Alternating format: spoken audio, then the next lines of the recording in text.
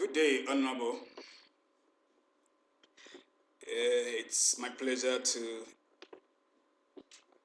use this medium as an opportunity to connect you with the ideas I have at hand to help together build a better Ghana and a better Africa. And this is a proposal for Pan-African socio-economic policy for development and growth. So this is just a message besides which the main agenda will follow later, which is the policy that I've designed. It has been my keen interest as a small voice in the wilderness to contribute my quota for the development of Ghana and Africa continent. This gives me a sleepless night because I feel strongly that Africa shall remain in slavery and dependent on the Western world if certain things are not critically assessed to reflect our standard and reality of cultural values. And this has to do with one, true leadership versus politicians. Leadership has been our nightmare over a decade or centuries, because the major problem facing Ghana and Africa as a whole is true leadership versus politicians. Because so sad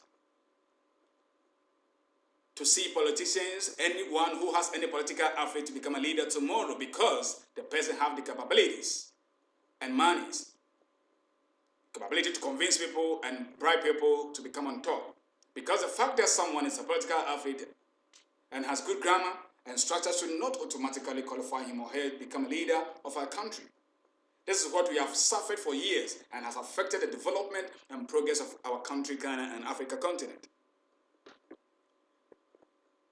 I humbly want to give three things here, which will help you reason with me that Ghana has so far got not more than 3 true leaders since independence.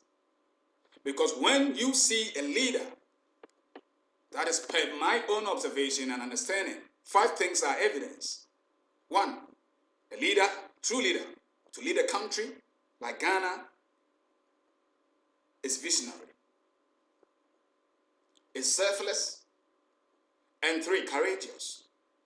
4, honest and very justice, and above all, intelligent. To talk a little about leadership, there's one thing we need to understand in Africa and Ghana. Leadership is not about power, but leadership is a vision. So let us not pursue power first, but vision.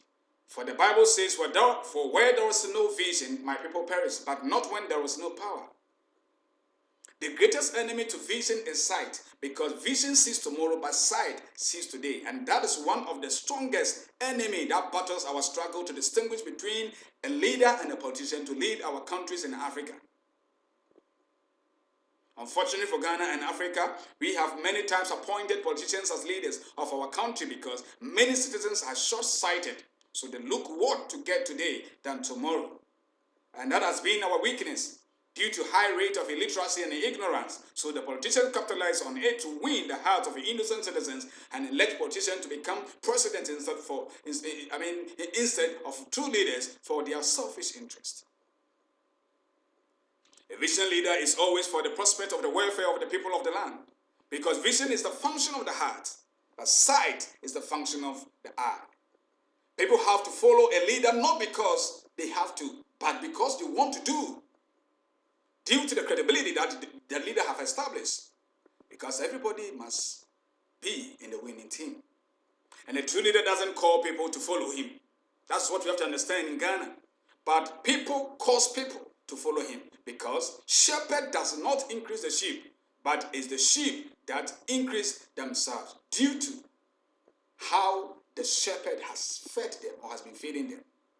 So the day you see politicians buying people to vote for them, then we have a wrong candidate, because they don't have what it takes to win free vote from the citizens. And the main agenda behind my presentation, which is yet to follow on a separate document, is policies and programs. To talk a little about policies and programs, I think we need clear and practical policies and programs that reflect the moral standards and realities of our culture, values, and belief systems of our country and even Africa continent as a whole.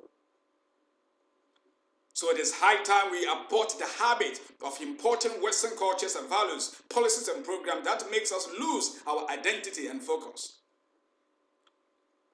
And there are so many policies and programs that the Western world have regretted and struggling with them, but we are now, unfortunately, ignorantly embracing them, which is very unfortunate because it has grown to the level that we, even now, we hate our own and rather love that of the Western world. And if care is not taken to desist from them, we shall live to regret one day, which will be to the detriment of our generations to come. I want to talk briefly to you about industrialization. Until we develop the attitude and the capacity to turn our local produce from raw to finished goods to inculcate the habit of consuming our own, then our currency will continue to suffer, and so it is our economic growth. And Africa, the richest continent in the world, will continue to be a source where the Western world extract their raw materials and add no value than poison them and selling them back to us to buy. We should consider trade liberalization like that of continental free trade agreement that will boost regional economic transformation and sustainable development. Industry can enhance productivity, increase capabilities of the workforce, and generate employment by introducing new equipment and new techniques and technologies. Industrialization, with strong linkage to domestic economies, will help African countries to achieve high growth rate, diversify the economies, and reduce their exposure to external shocks. This will substantially contribute to poverty eradication through employment and wealth creation. Because the success of Africa's industrialization program will require the creation of an enabling environment that enhances domestic capacity in respect of physical and social infrastructure, human capital, financial system, research and development, and technology and governance.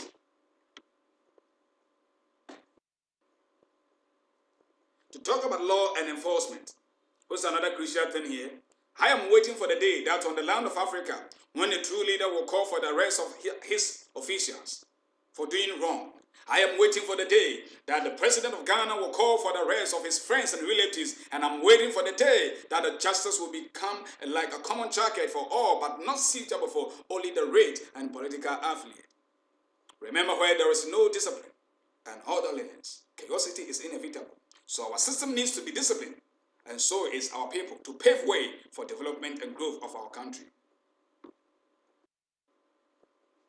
I always ask myself, what is wealth and success if it doesn't bring smiles on the face of people?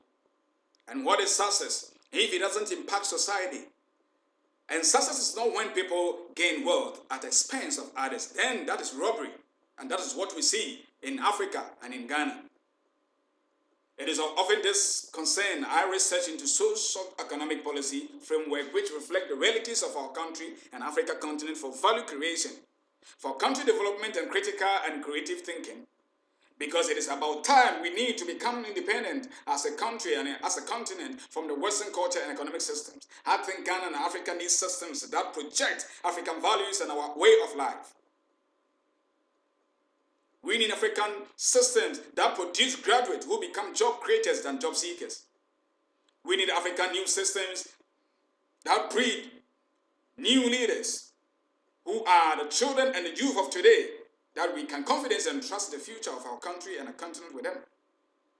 Upon deep thoughts, brethren, I believe I have a God unique policy that seeks to address the problem of our Africa continent for total liberation from Western culture and economic systems, so that I don't join the tradition of speaking big grammars but no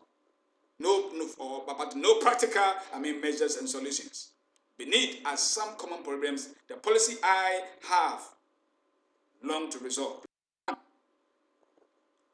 The policy that I have here, brethren, if we are to effectively implement them, this will enhance economic productivity and efficiency. It's also going to check unemployment. I am telling you that it is actually going to reduce unemployment to zero in our country, Ghana, and Africa. For human resource capacity building to foster socio-economic development. It is also going to check displacement of gender priority for efficiency. It is also going to reduce the illiteracy rate and to reduce teenage pregnancy and hence overpopulation, and to enhance child and elderly home care development and also to eradicate sexual harassment at work, to mitigate domestic violence and child abuse, to protect African integrity and culture of child discipline and respect for true identity, and to reduce deviance in society. It's also going to reduce high depressions and mortality rate, and this is also going to reduce high rate of divorce and domestic violence. I have come to learn that no country developed using foreign language. I have also come to learn that no country developed using foreign culture. And I have come to learn that no country developed using foreign economic and educational systems. So Ghana, as a developing country, our development plans and policies has to be within, and the system should adapt to African reality. And this is to say that the importation of Western culture and systems needs to be aborted.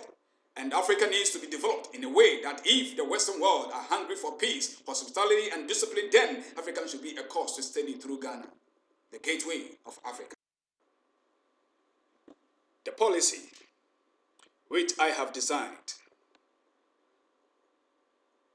and I have at hand, which is not part of this presentation, I believe strongly that will eradicate or mitigate most of the challenges we are confronted with and long to develop our country Ghana as a gateway to Africa, which will bring total transformation to the continent. So we need the frontliners like you and I to carry the mantle for our country and Africa. I look forward to hearing from MPP, NDC, or TPP and the rest to join hands for a better Ghana. Thank you, and God bless you for doing your part to support this cause for Pan-African Development Agenda. And all hands are invited. Do not forget to subscribe to this channel for the next fire. God bless you, and bye-bye.